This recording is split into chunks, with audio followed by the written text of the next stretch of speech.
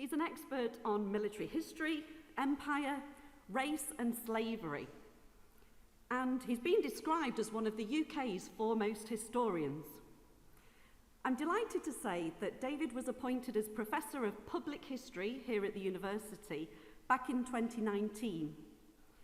Since then, he's taught hundreds of history students. He's taken part in lots of public engagement events over the years, really with the aim of making history accessible to audiences of all ages. We're privileged to have him as a colleague and a lecturer at the University of Manchester. So enough of me talking, can you please join me in welcoming Professor David Olusoga.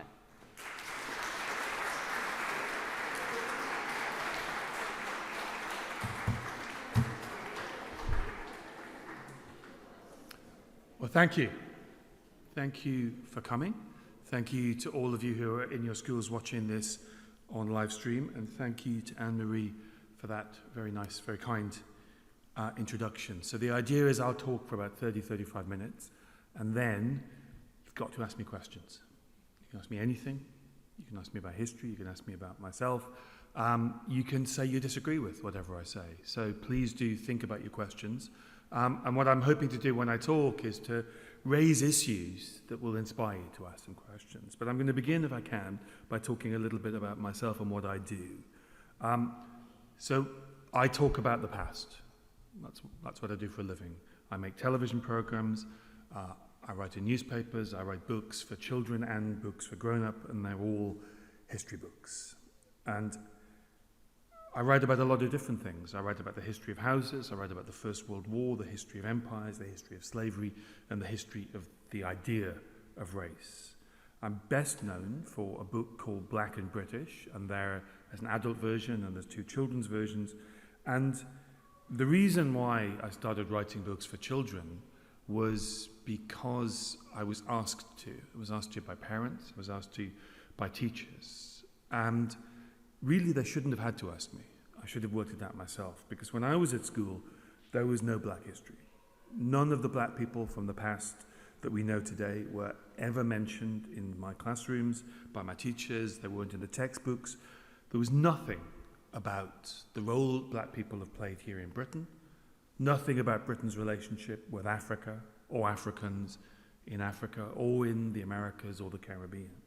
So what I presumed, I think understandably, because there were no black people in history, that black people mustn't have been a very big part, or even at all a part of British history.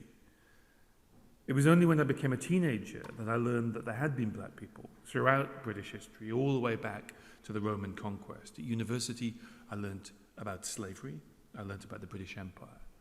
I discovered that there'd been black Tudors in the 16th century, men like John Black, that there'd been black Georgians like Dido Elizabeth Bell and Uladar Equiano, who had lived in Britain in the 18th century.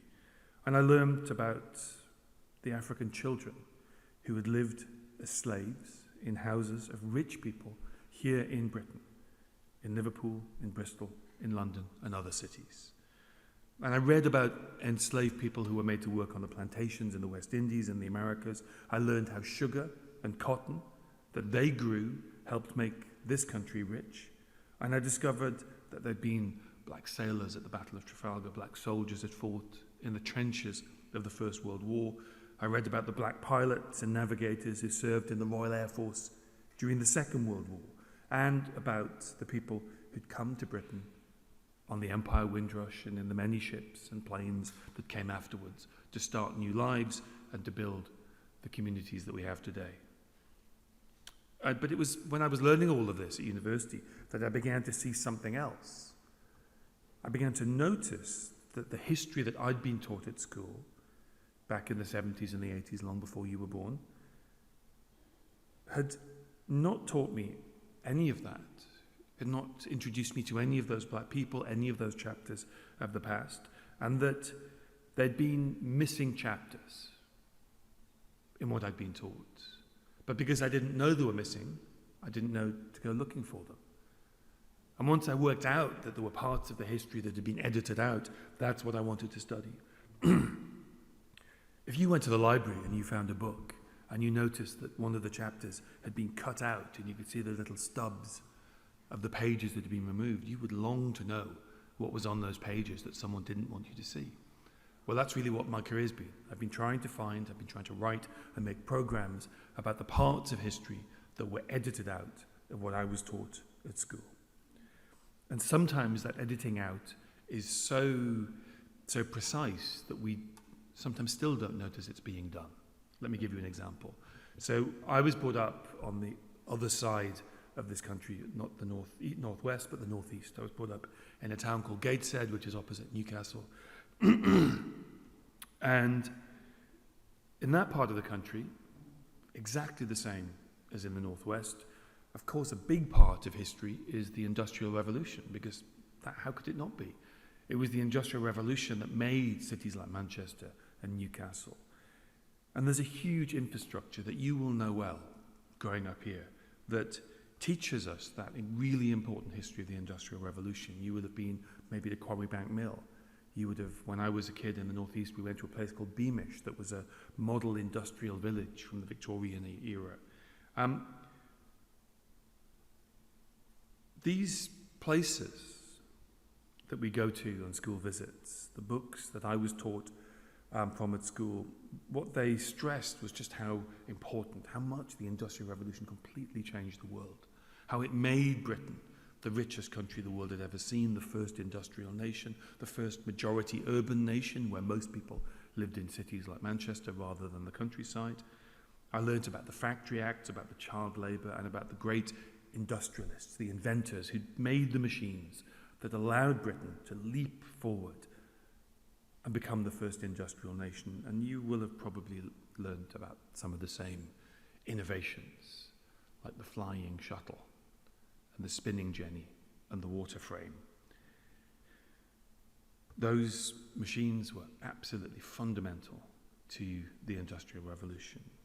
But what I wasn't taught at school was that all three of those inventions were connected to one part of the Industrial Revolution, absolutely fundamental to this city, which was the biggest industry Britain had, the biggest part of the industrial economy, which was the clothing industry. The Economist, which is a magazine that existed then, still exists today, that estimated that 1 in 5 people in Britain in 1850 were to some degree either completely working in the cotton industry or they were to some degree dependent upon it. And the flying shuttle, the water frame, the spinning jenny, they're all industrial innovations from the Industrial Revolution that are part of the cotton industry. But what I was taught at school was every part of that Industrial Revolution apart from one, where that cotton came from. And to teach the Industrial Revolution without saying where the cotton came from is a bit like trying to teach it without talking about one of the other key raw materials, coal. We wouldn't dream of talking about the Industrial Revolution without talking about the miners and the mining communities and the villages and the towns that grew up in the northeast, in the Midlands, in Wales, around mining and coal. And yet we very often in this country talk about the Industrial Revolution, and this was what happened to me at school, without mentioning where the cotton came from. And the cotton of the Industrial Revolution, the cotton in the thousands of mills around this city, came, almost all of it, from the deep south of America, from the Mississippi Valley, where it was produced by 1.8 million African Americans, people who lived in slavery. Now, when I was at university and I studied this, and I began to realize that the Industrial Revolution, that I'd been taught as a history that only took place in Britain, that was something that said only something about Britain and British people and our inventiveness and our creativity and our industriousness, when I began to realize that it was actually a story deeply connected to slavery and the lives of black people, I began to realize a lot of what I'd been taught at school had these omissions. And this is what I mean by missing chapters. To teach the Industrial Revolution, particularly in this part of the world, where the cotton economy and the cotton mills and the cotton industry were absolutely fundamental to the wealth of this part of the world, and the Northeast where I grew up, is, it's just not the full story. It's incomplete. Because this city its nickname, as you will know from your lessons, in those decades when it was growing rich, using cotton produced by enslaved people in America, the nickname of Manchester was Cottonopolis. In the 1840s, this city was awarded a new coat of arms. And in the city archives, in the city centre, there are the meetings, the minute books of the council when they got together to decide what the new coat of arms would be. And they go through all of the symbols and why they should choose them and why they should not choose others. And they choose a very famous symbol that is a very proud symbol of the city, the bee. And the bee is shown around a globe to show that this is an industrial city. And the bee is a very old symbol of hard work. It's a very proud symbol of this city. But there's another symbol that they include, which is the ship at full sail. And they explain in the minutes, in this city, in the archives, that this is to show that Manchester is a global trading city. But the ships that came to Liverpool, the vast majority of them, they were bringing cotton, slave-produced cotton, to Manchester, to Liverpool, then to Manchester. Liverpool probably made more money importing slave-produced cotton than it ever made as a slave trading port. So this history of the Industrial Revolution is intimately connected to what was happening in America in the 19th century up until the Civil War. It's absolutely fundamental. We can't tell an honest history of the Industrial Revolution or Manchester without talking about it. Those 1.8 million African Americans were half of the 4 million African Americans who lived in slavery in America up until the Civil War. And their bodies, they were the most valuable thing in the American economy. They were worth human beings because they had a value attached to them. They were worth more than anything else in the American economy. And the Mississippi Valley, which was the area where the cotton was produced, that was the richest place in America. More millionaires there than anywhere else. But what made the Mississippi Valley so profitable was it was connected through thousands of ships to this part of the world, the Lancashire Valley, to this city and the cities around it, and the mills in those cities, powered by coal from Newcastle and the Tyne coalfield.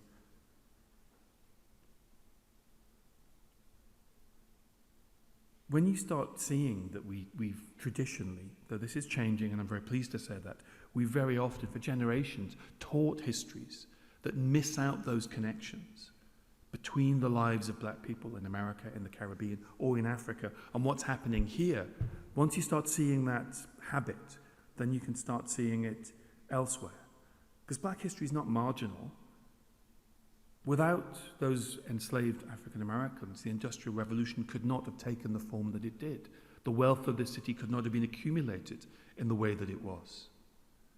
It's not an extra subject. It's not something just for Black History Month. It's not something nice to have, but not really important, not really essential, not really something that everyone should learn about.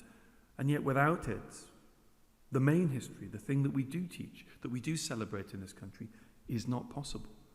Black history is not marginal. It's inextricably bound up with British history. And black people who never set foot on British soil, who were never black Britons, who never came here and formed communities, they're still part of this story. This thing we call black history is not a separate history. It's not an addition. It is British history. And it's everybody's history. There were black people living here in the time of the Tudors in the 16th century. There were black people in the Stuart Age in England and Scotland, when Britain was becoming a globalized part of the Atlantic world, of which Africa and Africans were part. And yet, despite the work I see being done by so many teachers, there's not much about that in what people study in exams. There's 59 GCSE history modules by the 3 big exam boards. 12 of them offer black history. 5 cover black people living in Britain. The rest are about slavery or the transatlantic slave trade or African American history.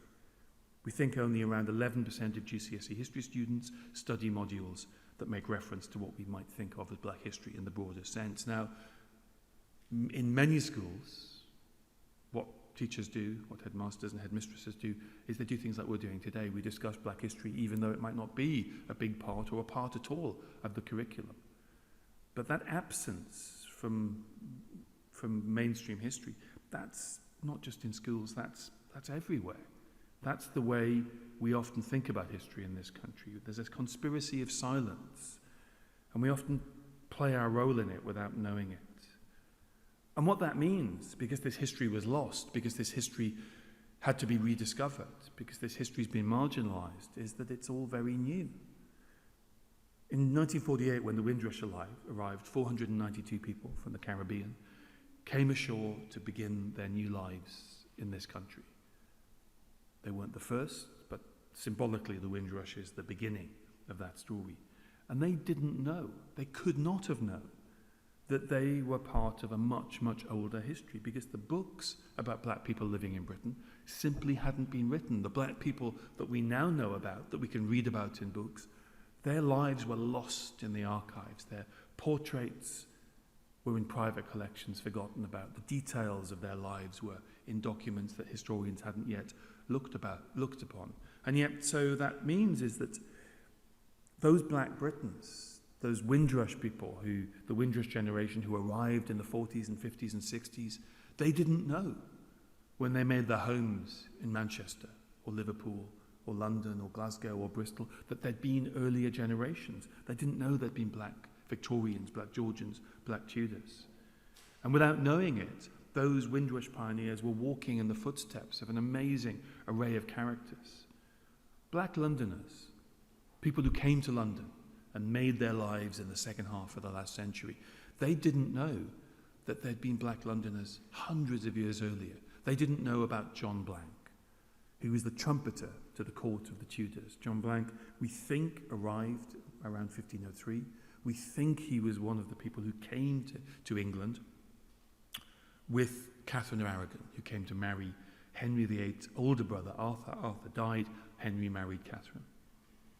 We know that John Blank was at the funeral of Henry VII. We know he was at the coronation of Henry VIII. We have letters, account books that tell us of clothes being bought for him for those royal occasions. We have letters from him to Henry VIII. We've got a letter from Henry VIII giving him a wedding present when he got married.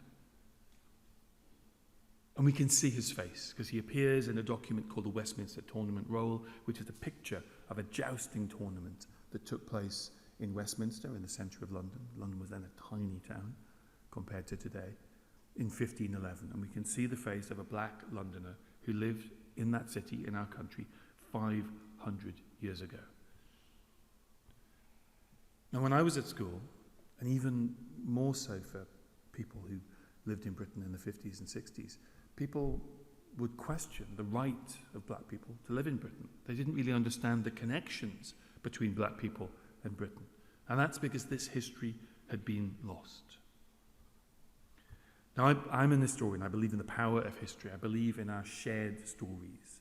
Every subject that we learn at school is important, but history, I think, is really important because it has the capacity to tell us that we're all part of a bigger story. But if history misses out the parts of history that are our family histories, that explain our connections to one another, that explain our connections to Britain, then history loses that power to bind us together. Now, we can't talk about black history without talking about slavery, but we mustn't think that slavery is all of black history. When English and Scottish people first began to go to Africa in the 16th century, they weren't going because of the slave trade. That hadn't been invented yet. They were going to Africa to get gold. Africa was a land, and still is a land, that produces gold. And the Europeans knew that, and they wanted to get round Africa to trade directly with the African societies in West Africa. Up until then, they'd have to trade with North Africans, who were middlemen, who increased the price of the gold. So it wasn't about slavery. And those first encounters between English people and people of Africa weren't characterized by what today we call racism, because those ideas that were invented to justify slavery had not yet then been invented. It's not the whole story, but we do have to talk about slavery. We can never avoid it completely. Because it was in the 18th century that British history became entwined with that of Africa and the people of that continent. In the early 18th century, the Hanoverian kings came to the throne, And by then, Britain's colonies in North America on the islands of the West Indies were making huge profits and fortunes for the rich families who owned plantations there. And on those plantations were grown sugar, cotton, tobacco, and other products. Not yet cotton that was going to make this city boom. Thousands of people died on those plantations from overwork and neglect. They were not given enough food, and on many occasions, and there was horrible violence. And the ships that carried them to the colonies were later filled with those same crops, sugar and other crops that were sailed back to Britain. And the captains of those slave ships were able to make extra money if they did something, if they brought one or two enslaved people back to Britain with their last leg of their journey. And these enslaved people were purchased, they were bought by rich families who made them work as servants. And when they were no longer wanted, they were advertised for sale in newspapers. We'll never know how many people were brought to Britain in those years, but we can learn through art and through paintings from the Georgian period that they were part of everyday life. You can see them in paintings. Hundreds of paintings from the Georgian period. You see black people who'd been brought to Britain. Now, these portraits were painted so that the rich could show off their wealth, their fine clothes, their jewellery, their horses, their beautiful houses. And those who owned enslaved people sometimes had them included in their portraits, sitting or standing alongside them. And they did this because being a slave owner, owning enslaved servants, was fashionable. And they were keen to show off how rich and how fashionable they were.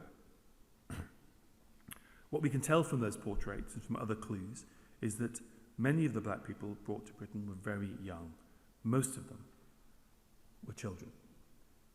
The third Duke of Richmond is depicted in one painting on a shoot with a young black boy wearing clothes, fine clothes, livery clothes as they were called, in 1765.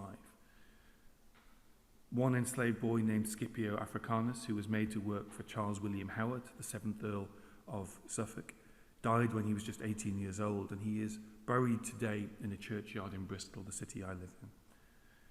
And there were some enslaved girls and women, but they were less valuable because it said more about your wealth to have male servants than female servants. So fewer of them were brought to Britain.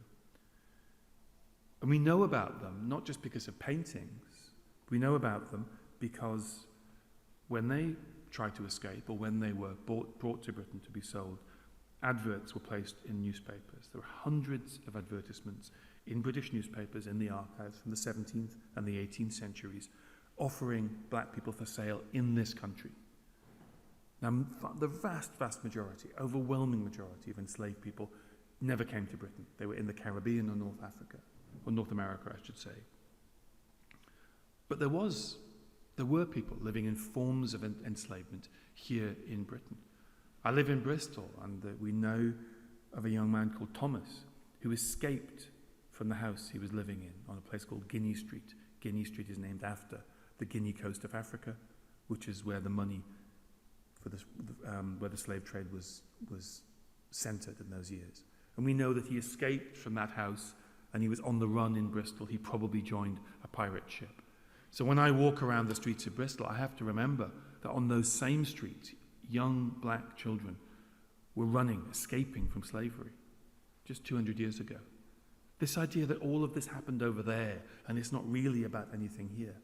Not only were there people living in forms of enslavement here in Britain, the wealth poured back, the wealth from the Caribbean, the wealth from North America poured back into this country. Those advertisements for enslaved people weren't just for their sale, they were for their recapture when they escaped. And we can tell a lot about their lives from those advertisements. We can tell that they were given classical names from the ancient Rome, ancient Greece, like Caesar or Scipio or Pompey. They didn't have their real African names because those had been taken from them. We can tell that from those adverts, because they described the clothes that they were wearing, that they were given fashionable uniforms. And we know that from some of those advertisements that some of those children wore collars like dogs, metal collars that were padlocked to their neck, that could not be removed, that were there to make it clear to everyone that this child was human property. Visitors who came to Britain in those years from abroad often wrote home describing their surprise at the numbers of black people they saw working in the houses of the rich, working on the coaches of the rich. When the Russian Tsarina wanted to buy black slaves of her own to work as servants in her court in St. Petersburg, she sent agents to buy them from London. You will never know how many black people were living in Britain in that period, and historians will never be able to solve those mysteries. But what we do know is that people lived in forms of enslavement, as I said, right here in Britain. So we need to think of black history not as something that just happens over there, but something that happened here. One of the questions you have to ask is, how did this history become lost? How was something that was so important to the Industrial Revolution, to the wealth of the Stuart era, to the Georgian era, how did it become forgotten? When there's black people in advertisements in newspapers, why didn't we know about them? When there were black people in hundreds and hundreds of portraits, how was it so forgotten? Well, we can forget things because most things about the past get forgotten. It's the job of historians to remind us. But even when black people take part in huge events in British history, and even when those events are recorded, we can still forget it. Let me give you an example. The most famous military naval victory, the sea victory by the Royal Navy, is the Battle of Trafalgar in 1805.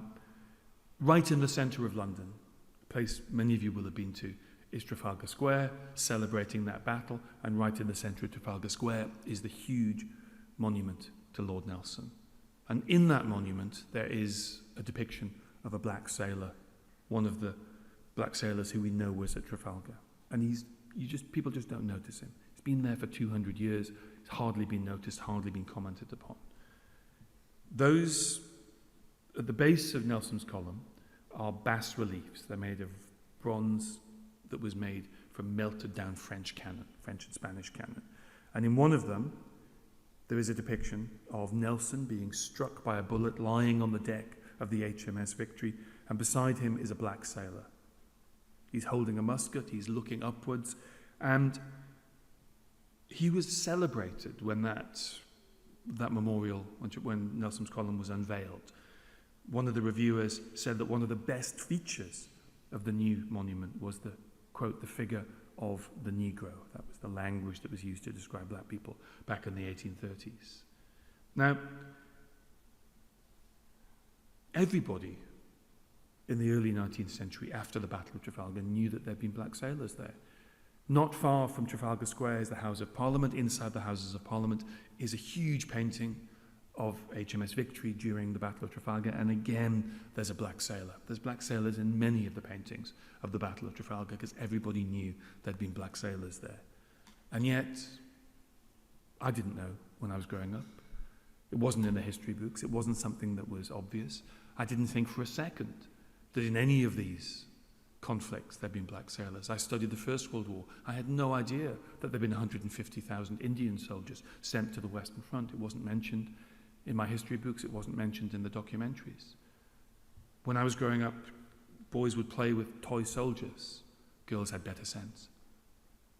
The toy soldiers always depicted white soldiers.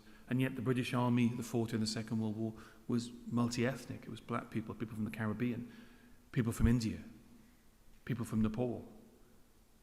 The war films, thousands and thousands of films about the Second World War, the First World War, almost never show non-white people. And yet hundreds of thousands, millions of non-white people fought and served in those wars, and yet they've been rendered invisible. We've taken our history, and even when the clues are there, even when the paintings and the portraits and the monuments are there, we forget about it. Not only are there paintings of black sailors at Trafalgar, not only do we have a black sailor depicted right in the centre of London, in Trafalgar Square, in Nelson's column, we've got all the evidence. We know all about them because they're in the documents, the records of that battle. They are held in the National Archives. They tell us there were 18 men born in Africa, 123 men born in the West Indies, serving on the ships under Lord Nelson at the Battle of Trafalgar. We know their names. We know their ages. We know that George Brown from Guinea, the coast of Africa, was 13 years old, and he fought on the HMS Colossus at the Battle of Trafalgar. John Aboyne was 27 years old, again from Guinea. John Monsier was 35, from Morocco. We have John Ephraim, who was born in Africa's Calabar coast, that's now Nigeria. He was on the HMS Temeraire at the Battle of Trafalgar. The ancestors of these men, they're among us.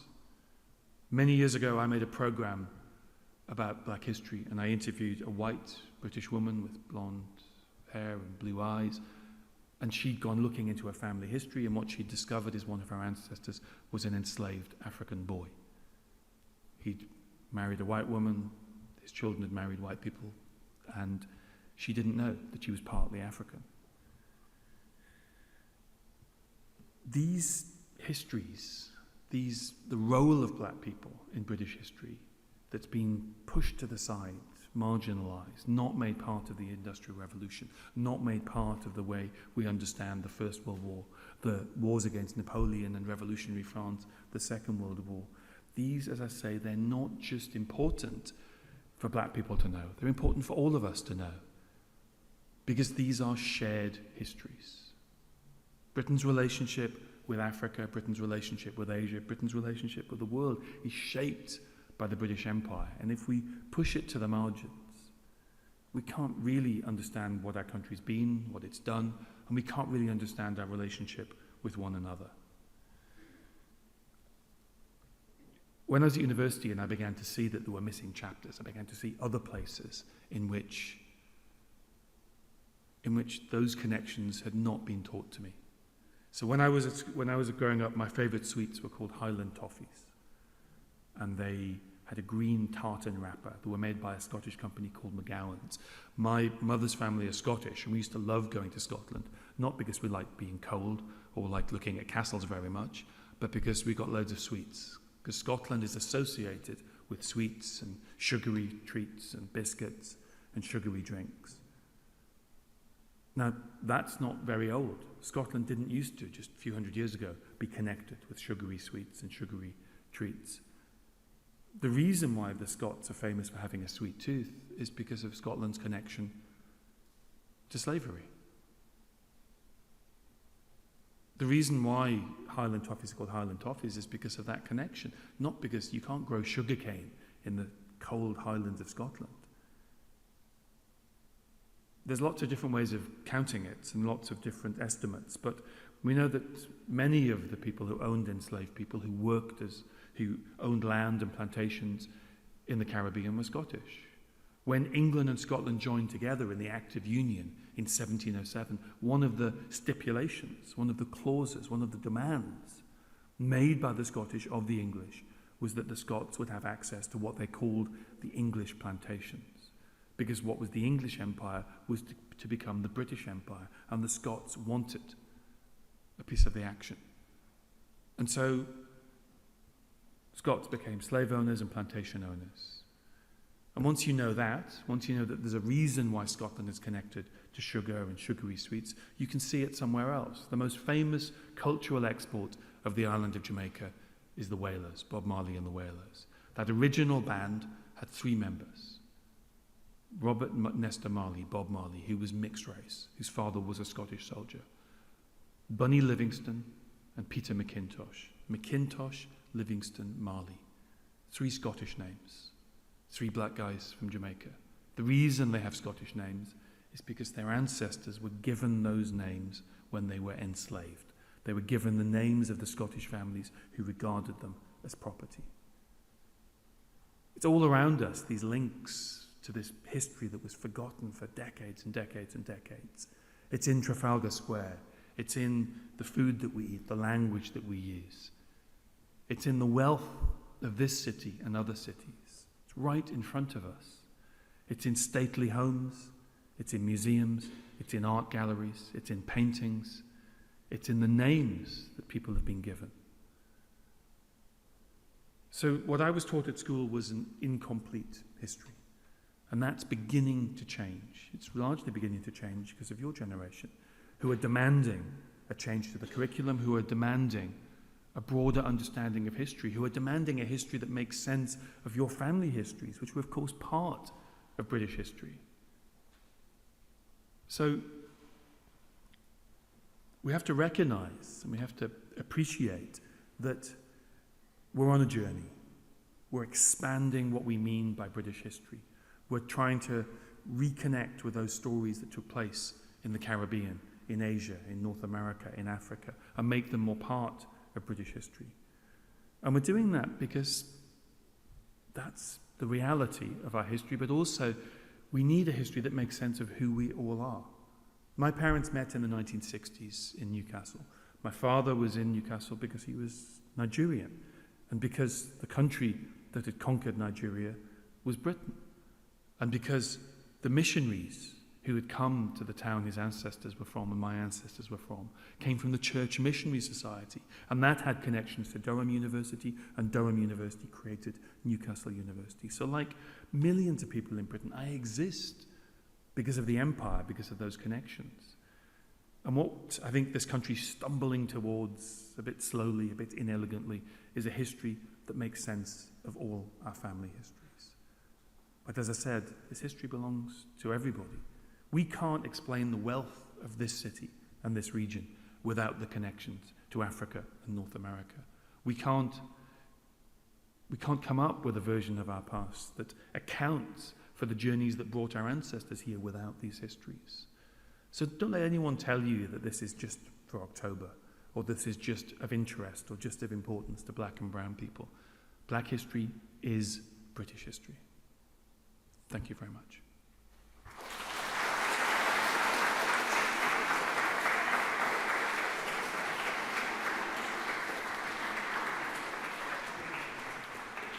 And now, as I warned you, questions, please. Who's going to be first? There's roaming mics, I think. So please put your hand up. Straight away. Here we go. Our first taker.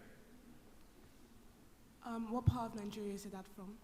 Pardon, sorry? What part of Nigeria is that from? So my father comes from a town called Ijebu-Ode, which is in Lagos State. Okay. And in the 1890s, the British sent an army, quite a small army, to Ijebu because my ancestors were not paying, they were taxing people taking palm oil to the coast.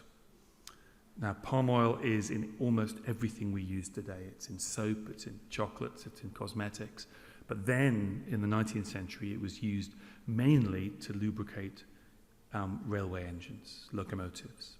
So if you read Dickens's novels, he'll often talk, or other novels from the 19th century, they'll talk about this strange smell in railway stations and on trains. That was palm oil, an industrial lubricant. The factories and the mills all around Manchester, they used palm oil to lubricate the machines.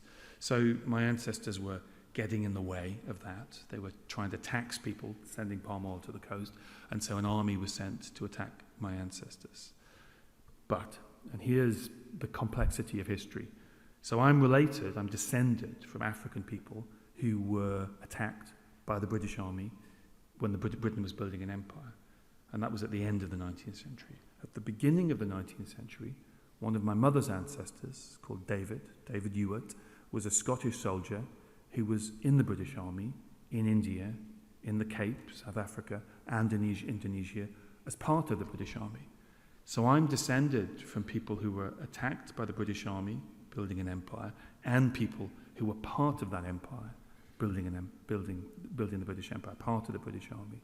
So these ideas that, these histories are separate, and I think I'm sort of living proof that, these histories can exist within one individual's family. This complexity, that history is never simple. And this idea that you're on one side or one other, or that we should only feel pride or only shame in history, it's complicated. So yeah, my family's connections to this history are very contradictory and complex, but that's true for hundreds of thousands of people in this country. Thank you. Some more questions behind there.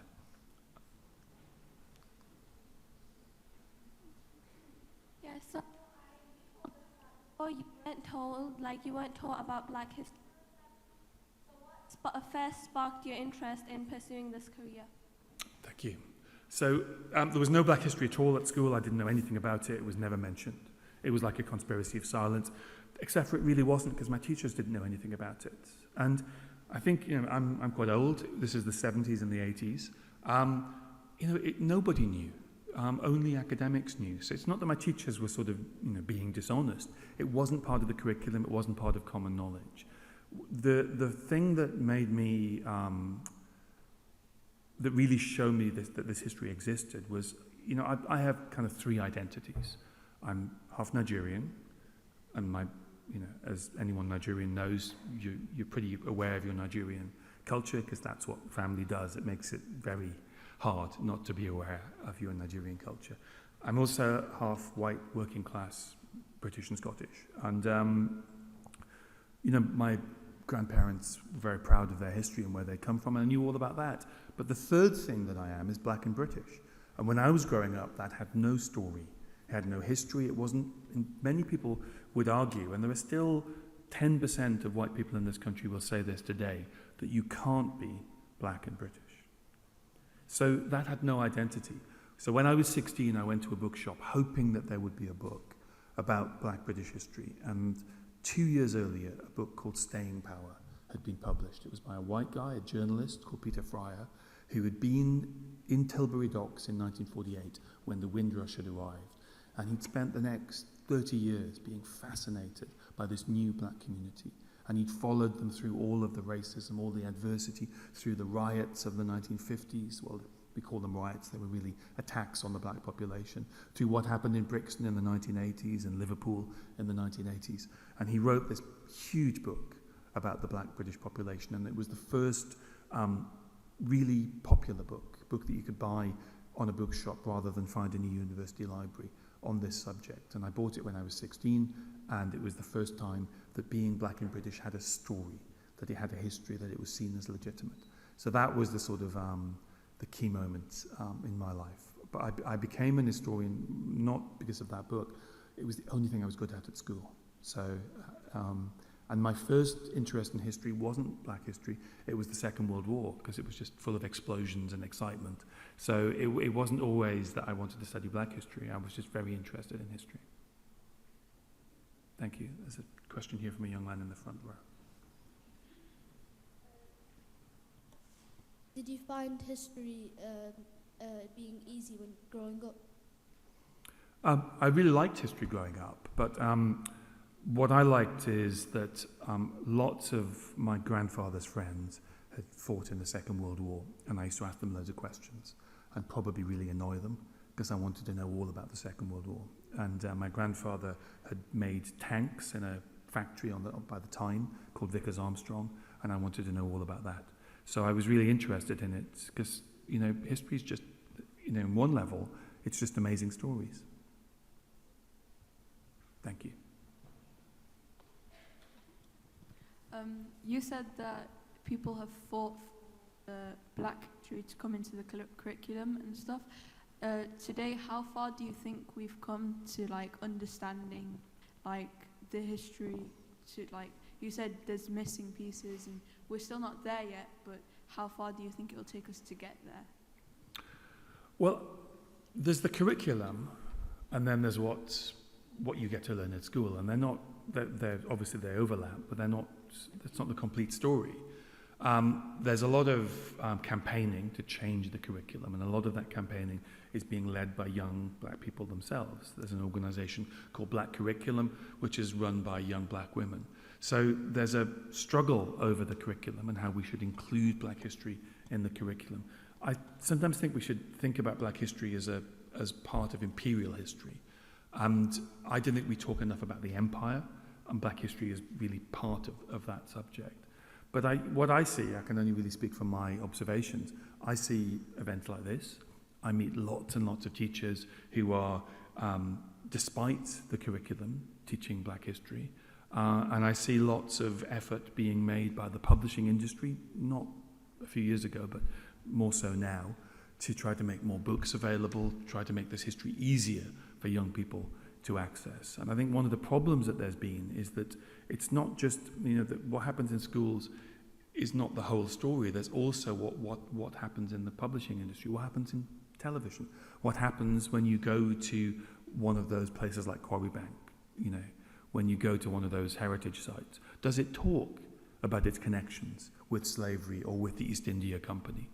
A few months ago, I was at a big stately home for a festival, a book festival, and I was with a historian called William Dalrymple, who's a world expert on the East India Company, and we were walking around and we were wondering where the money came from to build this stately home.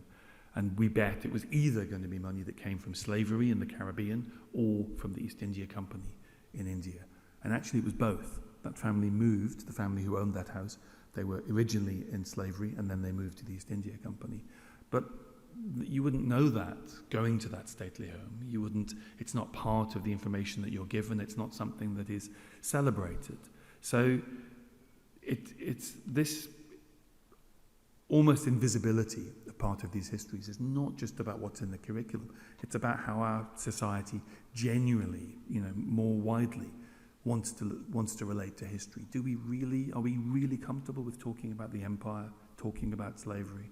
I think very often we're not, and we'd rather that history was something that just made us feel good.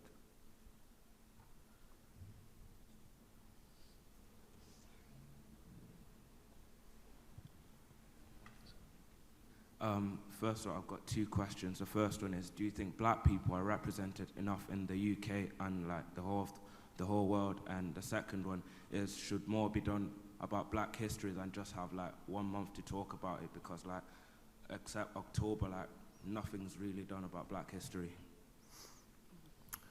Well, I think all the statistics we have show that black people aren't represented in many areas of life proportionate to their size of their population. So we have many industries where black people are present, but they're not present in numbers equal to their size, and they are less present the higher up you go in organisations. I mean, one of the examples that I think is interesting is the Premiership. About 40% of the players in the Premiership are black. They have African ancestors, or they're Africans. The Premiership's 30 years old, but there have only been 10 black managers. So black people can be celebrated as footballers, but they struggle to be given the chance to become managers. So even in an area where it looks like black people are doing very well, where we see lots of black players, we don't see black people in other positions. We don't see them behind the scenes as managers or as coaches or running those teams. On the thing about Black History Month, I hear that a lot, and I have to say I really disagree with this idea. I think Black History Month is one of the greatest success stories of black people in Britain, because we're a small population, 3.3% of the population, around 2 million people, about 50% from the Caribbean, 50% from Africa. This history was, as I was saying, was lost for decades. It had to be recovered, it had to be discovered, had to be written, had to be transmitted. And Black History Month took a history that had only just been dragged out of the darkness. Remember, Black History Month begins in 1987. The book I mentioned a moment ago, Staying Power, was published in 1984. So just 3 years after having easy access through this groundbreaking book to Black History Month came to Britain. It's an American idea imported into Britain. So what Black History Month has done is it's taken this history and it's made it transmittable. It's become part of mainstream history. Not as much as it should be, but much more than it was. When I was growing up, the word Windrush meant nothing. And now I think most of us know what the word Windrush means. But this idea that Black History Month traps black history into 1 month, I just don't think I think it's demonstrably not true. We know when people buy books on black history. And of course that more books are bought in October, but more books than that are bought in December because it's Christmas. We know when people engage with websites on this issue. We know when people buy books, we know when people watch television programs, and it's not all October. Nobody gets to the 1st of November and go, oh right, well we can't talk about black history for a year now. So I think what it does is I think it supercharges our discussions. It means that we have events like this. It's a great reason to get together and discuss these issues. But I think this idea that it traps us, it traps a history into 1 month of the year, I just don't think that's true. And I don't think that people say the same thing about other events. No one says, I've never heard anyone say, we shouldn't have Holocaust Memorial Day because it means we only talk about the extermination of the Jewish population of Europe for one day of the year. It's just not true. So I think there's a risk that we don't appreciate what an amazing achievement is. Black history, it is a small minority with a history that had been airbrushed out of the story, has made it mainstream, and it's still an engine for change. So I think we should celebrate Black History Month. Thank you. There was a question here. What type of challenges did you face while you was growing up? Sorry, could you say that one more time? Challenges you faced while you was growing up? What? Challenges. Challenges. Yeah. Well, the 80s, when I grew up, when I was a teenager, were not Britain's finest decade when it came to race. So when I talk to people of my age who grew up in black communities in Britain, we tend to have the same experiences. We tend to have experiences of racism at school, not just from pupils, but also sometimes from teachers. And we had experiences of racial violence. So when I was growing up, we had to move house because our house was attacked by the National Front, who were, well, they still exist, but they were much bigger in the 1980s, who were a right-wing, far-right, anti-immigration, and also, I think we'd now call them nativist party, who didn't want non-white people in the country. And I've written about my experiences of racism and racial violence. But the big thing is that they're normal. That's what life was like for black people in Britain.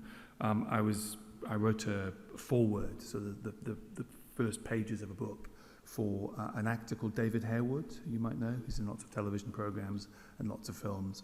And his experiences are very, very like mine. And it was, good reading his book because it reminded me of things I'd forgotten.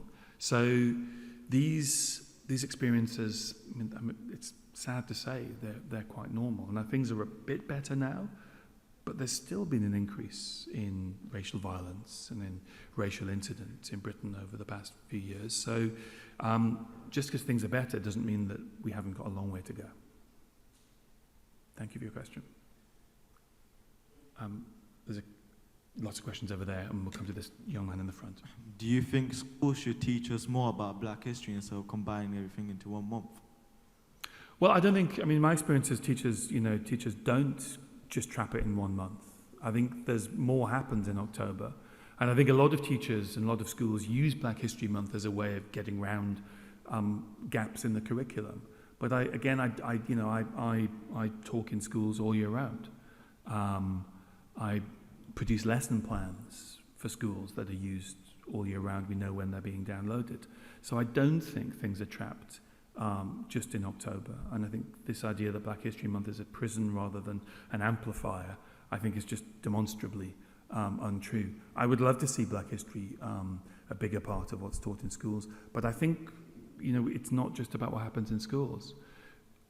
When you go to a museum, I think we need to think about how we present objects that have come often violently from other parts of the world. When you go, as millions of people do every year, to stately homes, the National Trust, one of the biggest charities in this country, 5 million members. When you go to those stately homes, I think we need to be clear and open and honest about where the money to build them or to purchase them came from. So I think there's this sort of general reimagining of British history that needs to take place, that puts the story of the empire back into British history, because what happened over there is fundamental to what happens here, culturally, economically, demographically. The empire is part of our history. It's not something that is only of relevance to those former colonies. So I'd like to see lots of changes, but just not just to the curriculum. We've got a young man down here in the front row. Did racism mentally affect you when you were growing up? I think inevitably when you have experiences of racism and particularly racial violence, it has an impact upon you. I also think that, I think that's true, but there's also, I had a very big family, lots of brothers and sisters, a very close family, and that allowed us to overcome those difficulties. But I think, we know from lots of research work that's been done is that it is painful, it's damaging to experience racism. We know that it has an impact upon people. And it's very easy to say people should get over it or should overcome it, but it does have an impact. So yeah, I'd like to think that it's a small impact, but yeah, it certainly has. And it would be not truthful to pretend otherwise. Thank you for your question. There's more questions over there. So like, apart from the barriers that you already mentioned, like the history being erased, were there any other obstacles that limited you from maybe like exceeding in your career and expanding your knowledge on Black history and whatever happened before? Well, I've been making, so the question is, were there any other obstacles that prevented me from my career? I mean, being interested in the history of empire, being committed to the idea that we need to teach it, we need to understand it, we need to make it part of British mainstream history. Those ideas, for much of my career as a television producer, as well as a presenter and a writer, those ideas have been resisted. That idea that British history is only what happens here is so strong that very often people don't notice that they are seeing the world through the prism of those ideas. And very often, when you want to try to make a program or write a book about things that are to do with the empire, people will question how important it is. And if you think, as many people I think still do, that the empire is a story that's not really interesting to most people, then it's very easy to say no to those ideas, whether they're program ideas or book ideas. So I've spent a lot of my career trying to argue that the story of the empire, the story of race, that is absolutely fundamental to British history. And sometimes I've been successful and we've made programs, we've written books, and sometimes people have disagreed with me and not allowed us to do that. So it's always been a struggle to make those things relevant. And I think that's just because history's changing and it's evolving. And I think things are better now than they used to be, but I still think we have a long way to go. But I think it speaks to something really fundamental, is what do we think history is there for? Does history exist to make us feel good? Do all the horrible things that happened in the past that our country was involved in, should we not teach them because they don't make us feel good? Or should we question the role of history? And I think if you only want history to make you feel good, then what you end up with is a history full of gaps and omissions. And I think one of the reasons why we had a history that missed out a lot of the empire, that didn't want to talk about enslavement, that didn't want to talk about the violence of empire, was because most people did want history just to make them feel good. And that's the big issue, is what is the function of history? Is it recreation, or is it something deeper and more challenging than that? Question here. What do you think your biggest achievement is? What do I think the biggest achievement? Oh, of me? I don't know. Well, I think keeping going is one of the things that you have to do in life, to keep, very often the things that I want to do, the stories I want to tell, I can't get the support to tell them. There are programs that I've wanted to make for 20 years that I still keep trying to make. And that I have proposals, which are the documents that you send to television broadcasters and say we should make a program on this. There are proposals I've spent 20 years trying to make. There are projects. So I produced a documentary 2 years ago that I'd spent 10 years trying to make, and it was about the First World War, and it was about how after the First World War, soldiers from Africa and soldiers from India were not given the same headstones. They weren't given the same graves as white soldiers. And I spent 10 years trying to make that documentary, with lots of people saying no. So I think my main achievement is keeping going and still believing in ideas that I think are important, even when lots of people around me say no. So yeah, keep going. There's lots of questions over there. How do you think the discovery of Black history has impacted the way people looked at history in the past and how people look at history today? Well, I think it comes back to that same question. I think as people become more aware of black history and become more aware of imperial history, it's a bigger challenge to this idea of what is history for. And I think what we've seen over the past, particularly the past 3 years, is people becoming to understand that history is more complicated than we sometimes think. So one of the ways you can see this is our relationship to statues. For the most part, people haven't really questioned statues up until the past 3-4 years, maybe a little bit longer than that. If a statue's up, we presume our ancestors must have been right. This is somebody we should remember. This was a great man from the past. And it almost always is a man. There are more statues of Queen Victoria than all other women named together in this country. So, but I think we've had some moments in recent years when we've begun to realize that sometimes our ancestors put statues up to people who did terrible things rather than wonderful things. I come from Bristol, and you might remember that in the summer of 2020, a statue was pulled down in Bristol, a statue to Edward Colston, who was a slave trader. Now for years, for 125 years in fact, people in Bristol had been told that he was a philanthropist. He was someone who gave lots of money to the city as an act of charity. And they had not been told that he was a slave trader. He was involved in the Royal African Company, the biggest slave trading company in British history. And because that statue has been pulled down by young people, by your generation in the summer of 2020 in the Black Lives Matter protest, there is a sort of sense that we've begun to wonder about statues, begin to question them. So I think our relationship with the past is becoming a lot more complicated because a lot of people have begun to think in new ways about the past, about statues, about why some streets have been given their names, why some buildings have been given their names. Who were these men from the past who we are told are great men, and were our ancestors right that they were great men? So I think it has been a really interesting moment where people have, well, some people at least, have thought much more deeply about the past and realized it's a lot more complicated than we sometimes think.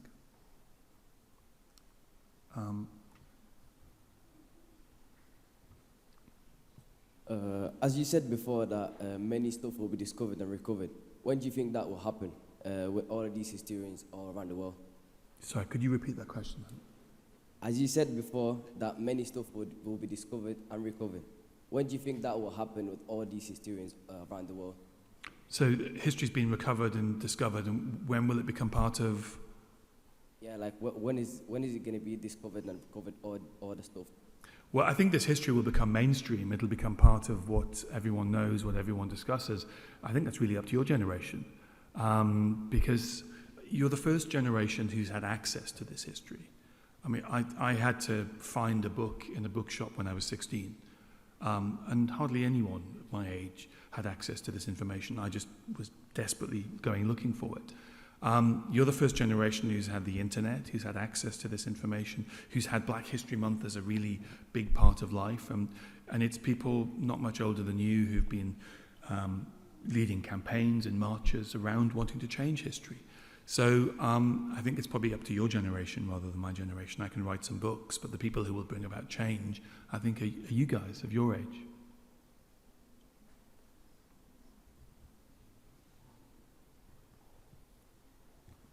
What causes racism, and why did people move away from racism? It's a really interesting question. I think what history tells us is that these ideas, these stereotypes about what people of different skin colours from different parts of the world, what they are like, what they're good at, what they're bad at, those ideas were invented. We don't see them in earlier centuries, and those stereotypes, they emerge out of the age of empire and the age of slavery. So understanding that these ideas had to be invented is really important, because what was created, what was constructed, can be deconstructed. An idea that was invented can one day be dismantled and taken away. So I think the knowledge that racism was created, that it has authors and architects, I think that's a really important thing to remember, because I think it would be wrong to think of racism as instinctual, that we've always thought this way about each other. We really haven't. And I think there's quite a lot of optimism you can be drawn from that fact, that these ideas come from somewhere, that they were created, and therefore with effort, and over time they can be removed. And again, I think that's really up to your generation. If you look at attitudes to race, if you look at where these ideas, where these stereotypes, where they reside within the population, your generation is much, much less likely than your parents or your grandparents to believe these ideas. So I think the change is gradual, and I think it is generational.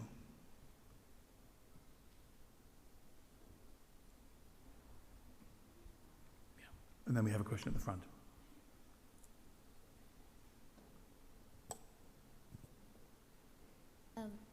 How long have you been teaching history?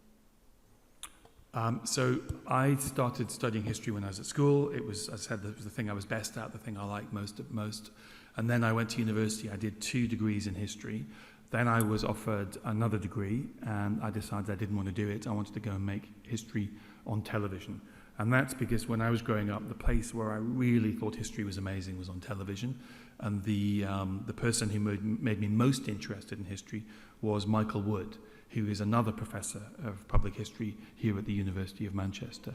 So it's all Michael Wood's fault that I ended up doing history, because he just made it seem so exciting. But it was a passion from being very, very young. There's a lady up. We'll come to you next.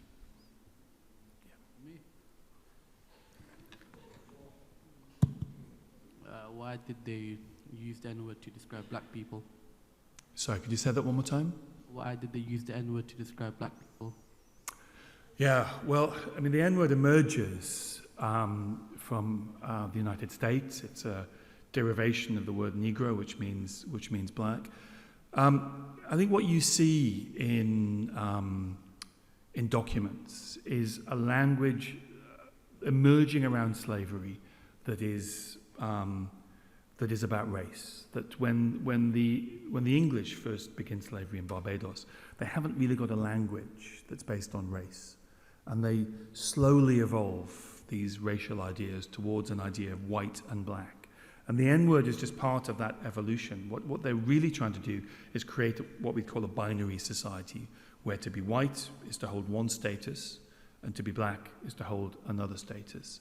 And that move towards a binary society is fundamental to creating racism, and the N-word comes out of that. I think one of the questions is, how does that word how does it travel around the world? How is it transmitted?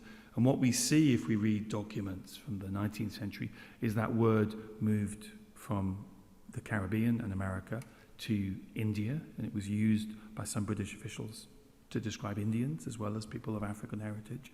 And that word became very common in Britain because in the middle of the second half of the 19th century and well into the 20th century, one of the biggest forms of entertainment was minstrelsy. And this is where white people put black makeup on their face and they pretend it's a caricature of black people. And that was a hugely popular form of entertainment in this country from the 1830s it first came, really big in the 1850s. It continued all the way through to the 20th century.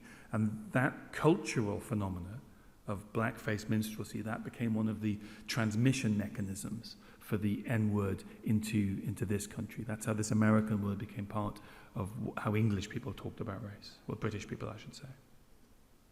Thank you. There's a question. Do you have one up there? Hello. Thank you, Professor Olusoga, for today. It's been fantastic. We've come from West Lancashire College today.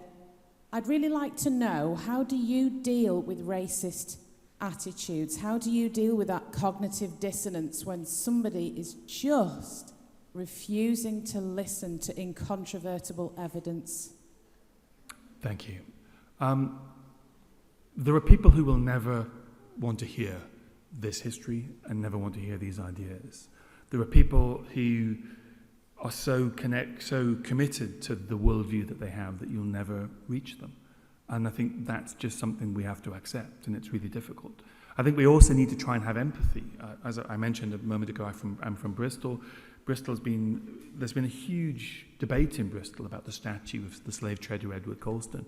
And I have to remember that older people from that city who were brought up to being told he was a philanthropist, he was a great man, he gave his money to charity.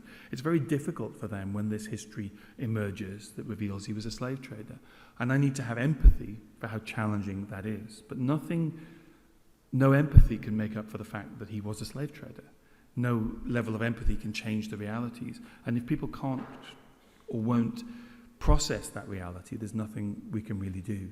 Accepting that some people can't be reached is, I think, a survival strategy.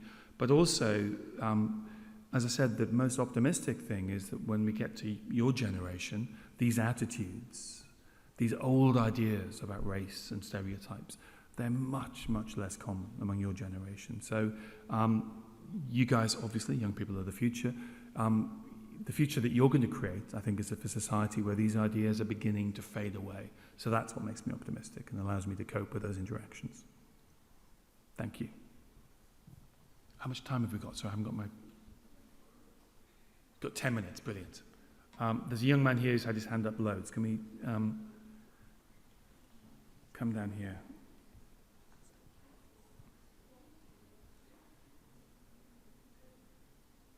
Hi there. You mentioned at the start that there were edited out and lost chapters of Black history. Do you think there might be similar things for other races and ethnicities? I think there's lots of ways. It's not, Black history, as I said, is part of imperial history. One of my areas of specialism is the First World War.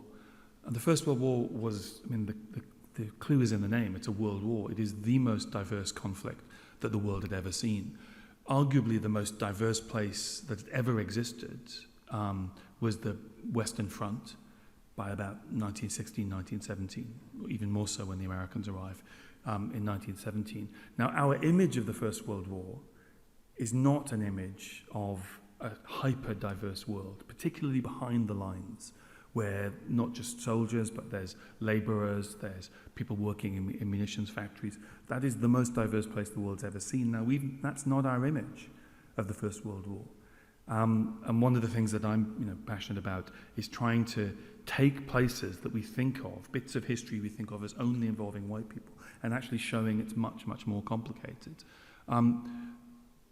There's a perfectly viable argument you can make as an historian that had Britain not brought